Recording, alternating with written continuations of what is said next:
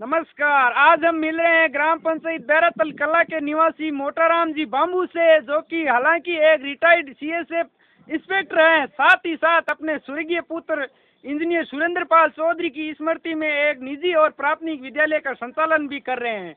और इस विद्यालय की खास बात यह है कि यहाँ पर मिलती है सभी छात्रों को निःशुल्क शिक्षा। मोटाराम जी नमस्कार। नमस्कार। तो सर, हम सबसे पहले आपसे ये जानना चाहेंगे कि आपके इस विद्यालय का संचालन करते हुए लगभग कितना समय हो गया और यहाँ पर वर्तमान में कुल कितने विद्यार्थी अध्ययनरत हैं? ये लगभग 2009 से शुरू किया गया है और लगभग 2 साल पूरे होने जा रहे हैं और इसमें लगभग 60 से 70 बच्चे निर्धन परिवारों के बच्चे, कृषकों के बच्चे अध्ययनरत हैं तथा 3 अध्यापक इस कार्य के लिए नियुक्त किए हुए हैं।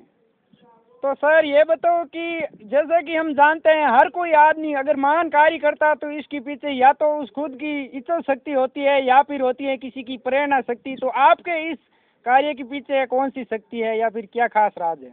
ये मेरा खुद अनुभव है कि यहाँ पर शिक्षा का आज के समय में क्या महत्व है और मैंने किस संघर्ष से और किस प्रकार शिक्षा ग्रहण की वो मुझे अनुभव है।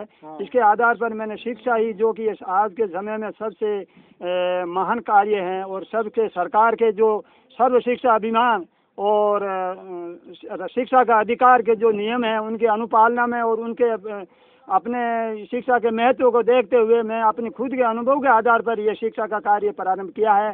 क्योंकि यहाँ दूर दराज के क्षेत्र में बहुत सारे गरीब परिवार के बच्चे हैं जो कि उनको नज़दीक विद्यालय न होने की वजह से अनपढ़ रह रहे हैं। मैंने उन सबको प्रेरित करके उनको शिक्षा देने का मेरा उद्देश्य था और उसी को मैंने कार्य रूप करने के लिए ये मैंने कार्य अपने खुद की स्वयं की भावना से और खुद के प्रेरित और खुद के उद्देश्य से ये लागू किया है।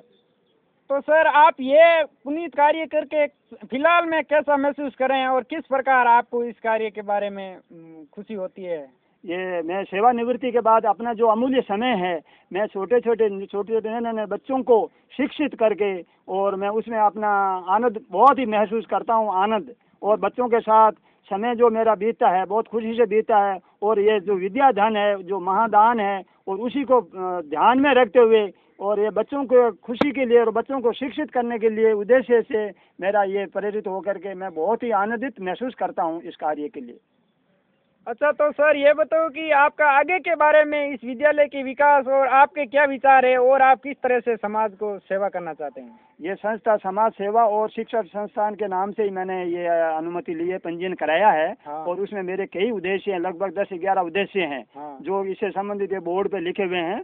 और उनमें ये है कि अपने धार्मिक संबंधी मंदिर है, कबूतरों के चुग्गे का स्थान है और छोटे छोटे यहाँ नज़दीक कोई डिस्पेंसरी नहीं है, प्रथम प्राथमिक चिकित्सालय व्यवस्था करने के लिए मेरा ये प्रावधान है और प्रस्ताव रखा हुआ है और विचाराधीन है कि मैं इनका निर्माण कराऊं। लेकिन मेरी आर्थिक स्थिति या कहीं से मुझे सहयोग मिलने पर ये कार्य वो मैं कर सकूंगा।